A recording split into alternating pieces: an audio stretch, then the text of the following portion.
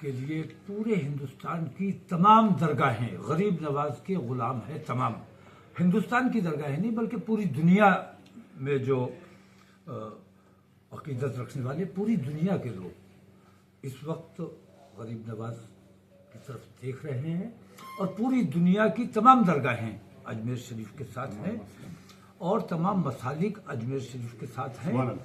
और जिन लोगों ने बदनीयती से दरगाह शरीफ की तरफ देखा है उनसे मैं इतना कहना चाहूँगा कि हर जगह मंदिर तलाश करना है अगर तो समुद्र मंथन हुआ था, आपको याद होगा, तो दरगाह हाजी अली पे भी जाना चाहिए जो समंदर के बीच में है, वहां की खुदाई करवाइए। हो सकता है समुद्र मंथन के कोई निशानात वहां मिल जाएं और नीलकंठ की वहां पे भी कोई चीज जाहिर हो जाए।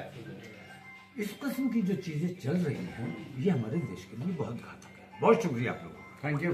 आज खालिस अल्हम्दुलिल्लाह हाजिरी की नीयत से आए हैं और इस दरबार में हाजिरी हम गुलामों के भी गुलाम तो हाजिरी के लिए आए हैं और अपने मुल्क की और अपनी मिल्लत की चैन और सुकून के लिए दुआ करने आए हैं। और इस दरबार में मुल्क से मुतालिक जो दुआएं होती हैं वो पहले कबूल होती हैं। ज़ाती तो हम अपने लिए हमेशा मांगते रहते हैं और मांगते रहेंगे, हमें यहीं से मिलता है जो मिलता है। तो इस वक्त मुल्क में जो माहौल है या दरगाह से मुतालिक कोई रिट आई है तो वो तो ये अंजुमन सज्जादगान ये देख रहे हैं उस मामले को और उसमें जो भी हमारे सहयोग की अगर ज़रूरत होगी।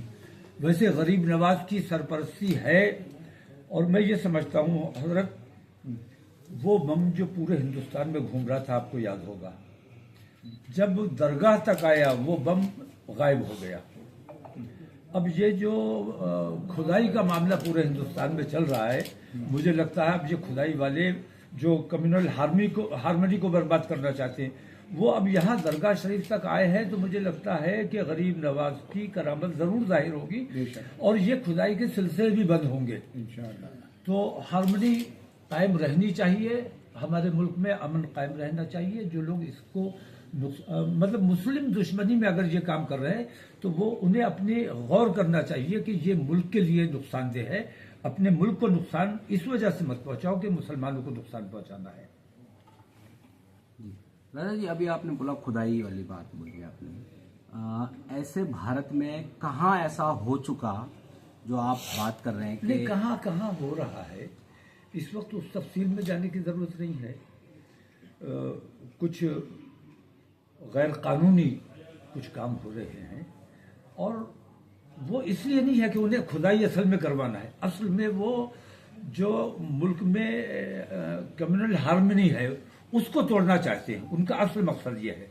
और मैं ये समझता हूँ हम तो इंतजार में बैठे हैं कि हुकूमत की अंतरात्मा जब जागेगी तो उन्हें खुद लगेगा कि ये देश को नुकसान पहुंचाने का काम हो रहा है और वो इसे कंट्रोल करेंगे।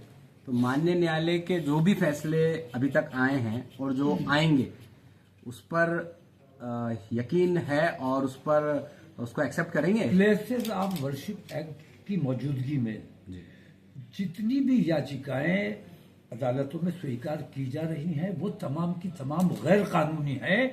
ऐसे तमाम मुकदमात को पहली फुर्सत में अदालतों को बर्खास्त कर देना चाहिए और जो ऐसे याचिका करता है उनको पनिश किया जाना चाहिए, उन पर जुर्माना आज किया जाना चाहिए। तो आपका कहने का मतलब अजमेर की निचली अदालत के जो मजिस्ट्रेट हैं उन्होंने अजमेर शरीफ से मुतालिक बात आप करेंगे, मुझे अजमेर शरीफ तक ये लोग आ गए, मुझे बहुत सुकून है कि अब हमें पूरे हिंदुस्तान को आराम हो जाएगा। अजमेर शरीफ वाले बैठे हैं तो हमें कोई डर नहीं है। मुझे यकीन है कि अब पूरे हिंदुस्तान को आराम मिल जाएगा। अब गरीब नवाज तक बात आ गई है, अब गरीब नवाज खुद देखेंगे और मैं समझता हूं कि हिंदुस्तान में जो माहौल बिगाड़ा जा रहा है वो खुद ब खुद ठीक होगा। संभल वाली घटना पर आप क्या कहना चाहते हैं? संभल में जो हुआ है दुनिया के सामने है और जो बेईमानी हुई है, जो हत्याएं की गई हैं और वहां जो पाबंदी लगाई गई है वहां जाने पर, वो इसीलिए लगाई गई है ताकि वहां जो इन्होंने बेईमानियां की हैं उनको किसी तरह से मेकअप कर पाएं और अब एक खोका मिल गया है कि मेड इन अमेरिका है या क्या है, पाकिस्तान से भी कनेक्शन जो, तुम भाई कहीं से भी कनेक्शन जोड़ दो, हम सच्चे हिंदुस्तानी थे और हैं और रहेंगे। हम अपने मुल्क के मफाद में सोचते हैं और अपने तमाम हिंदुस्तानियों को अपना भाई समझते हैं। तो हमारा कनेक्शन कहीं से नहीं है। हमारे जो बच्चे कत्ल किए गए हैं वो पुलिस ने संभल को आग में झोंकने के लिए पुलिस ने जानबूझ के उनका कत्ल किया है। वो तमाम बच्चे हमारे शहीद हैं और उनको इंसाफ मिलना चाहिए। वहां की उचित स्तरीय जांच होनी चाहिए और जांच तब तक मैं समझता हूं कि ईमानदार नहीं हो सकती जब तक वहां के अधिकारी वहां से नहीं हटाए जाएंगे। अधिकारियों का तबादला वहां से करके नए अधिकारी होंगे तो जांच का कोई मतलब है। अच्छा दादा जी, अभी आपने कहा वहां पर जिनकी डेथ हुई उनको शहीद कहा आपने, इसी बयान को लेकर आपको जाने से रोक भी दिया था। नहीं, इस बयान को नहीं, मुझे नहीं, वहां किसी को भी जाने की, क्योंकि पुलिस ने जो बेईमानियां की हैं वो तमाम चीजें छुपाने के लिए उन्हें टाइम चाहिए जी। तो दस्तक अभी वहां पाबंदी लगाई हुई है जी। और जिन जिन के गोलियां लगी हैं, छर्रे लगे हैं या जो कुछ भी लगा है, उन तमाम से उनके बयानात बदलवाने की कोशिश की जा रही, दबाव बनाया जा रहा है और कितने लोगों पर दबाव बना लिया गया, लेकिन अक्सरियत जो है वो अपने बयान पर कायम है। ठीक है, चलिए, बहुत शुक्रिया। अच्छा, और जो डेथ हुई उनके परिजन और उनके लिए कुछ मांग रख रहे हो आप उत्तर प्रदेश सरकार से? उनके लिए हम उत्तर प्रदेश सरकार से कुछ नहीं चाहते, हम केंद्र सरकार से कुछ नहीं चाहते। हम जिस लायक हैं उन लोगों की जो मदद हो सकती है वो की जाएगी, उनको कहीं तकलीफ नहीं होने दी जाएगी। और उनके मुकदमात में भी, अगर मैंने देखा है जिनके हजरत गोली लगी हुई है वो ही मुलजिम भी हैं, मुजरिम भी हैं, उनको अरेस्ट भी किया हुआ है। ये 75 साल से हो रहे हैं और 10 साल से तो हम ही मारे जा रहे हैं और हम ही मुजरिम हैं, इससे भयानक कोई झूठ नहीं हो सकता। तो ऐसे झूठ हिंदुस्तान में अगर बोले जा रहे हैं तो ये हिंदुस्तान के लिए अच्छा नहीं है। हमारा मुल्क अमन अमान का मुल्क है और हिंदू मुस्लिम एकता, तमाम मजहब के लोग यहाँ गुलदस्ते की तरह रहते हैं। इस गुलदस्ते को जो लोग बर्बाद करने की कोशिश कर रहे हैं, असल में वो हमारे देश के दुश्मन है। उन देश के दुश्मनों की तरफ आप लोगों को भी खास तवज्जो देनी चाहिए। आपको नहीं लगता प्रधानमंत्री नरेंद्र मोदी को कुछ बयान वगैरह देने चाहिए? इतना बड़ा इवेंट हो रहा है, जो भी कार्रवाई हो रही है भारत, अजमेर और अलग अलग राज्यों में। नहीं, वो जब मणिपुर पे कुछ नहीं बोले तो इन तमाम चीजों पर क्या बोलेंगे?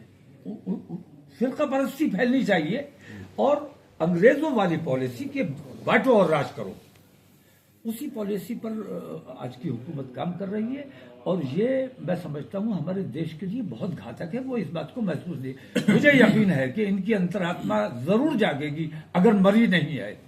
ठीक है, ख्वाजा गरीब नवाज की जियारत की है, क्या मांगा है आपने ख्वाजा साहब? मैंने अपने मुल्क में अमन व अमान मांगा है और इन बेईमानियों का पर्दाफाश हो। मुझे यकीन है कि गरीब नवाज की तरफ से कोई करामत ऐसी जरूर जाहिर होगी, ये हमारा अकीदा है। और हिंदुस्तान के तमाम मुसलमानों की सबसे बड़ी अगर कोई सरपरस्ती है तो वो हुजूर गरीब नवाज की सरपरस्ती है। इसी सरपरस्ती में हिंदुस्तान के मुसलमान रहते हैं। पीएम की चादर आती है हमारे यहाँ। हाँ, नहीं, जब पीएम की चादर आती है और कोई भी पीएम हो, आज नरेंद्र मोदी है, उनकी भी आती है, तो जहां पीएम की चादर आती है वहां आप अगर कुछ तलाश करने की कोशिश कर रहे हैं तो ये खराब बात है। मैं एक बात कहता हूं कि देश को खोदने में देश की तरक्की नहीं है। देश की तरक्की देश में विकास करने के लिए देश को बनाने का काम होना चाहिए, खोदने का काम नहीं होना चाहिए। और जो खोदने का काम कर रहा है वो अगर अपने आप को देश प्रेमी कहता है या हिंदू प्रेमी कहता है, वो अपने साथ भी धोखा कर रहा है। बहुत बहुत शुक्रिया आपका। हजरत फरमाएंगे।